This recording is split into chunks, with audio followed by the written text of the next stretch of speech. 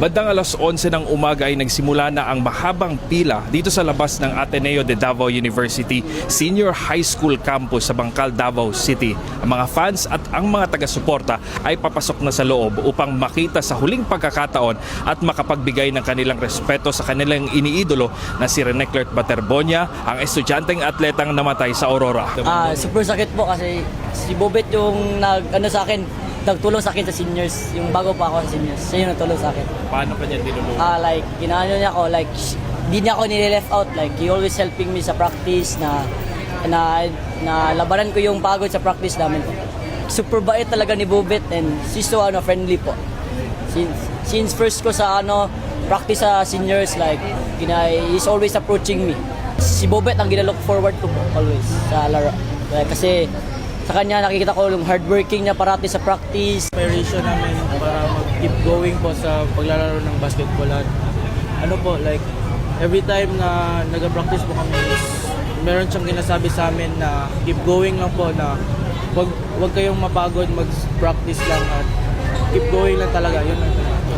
Tinuturing ko na po siyang kuya Tapos ganun lang po, isa-isang iglap na wala lang po siya.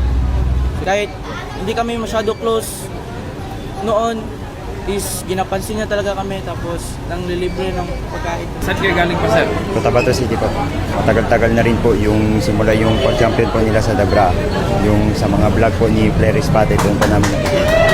Nabigla rin po kami na nangyari yun sa kanya. Pagtingin po namin sa cellphone na, na daw po si Rene.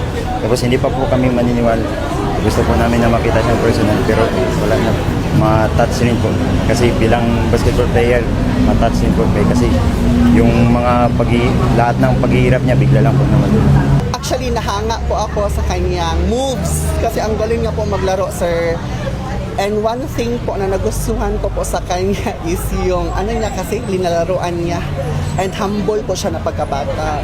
I knew it last June 8 in the evening na pumanaw na po siya. And umiyak talaga ako kasi hindi po ako makapaniwala, and at the same time po talaga yung pagpanaw niya bigla, and sana din naman po na mabigyan ng justice yung pagkamatay niya.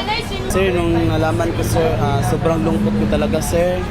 Iyak na iyak ako, sir, kasi iwan ko, sir, kung bakit nangyari sa kanya, sir, na ganun lang kadali, sir, ba. Tapos yun, sir, sana po, sir, na maghingi kami ng sir, na dapat bigyan ng hustisya, sir. Sana may hustisya yung niya, sir, sa pagka niya, sir. Yes po, pagkamatay niya, sir.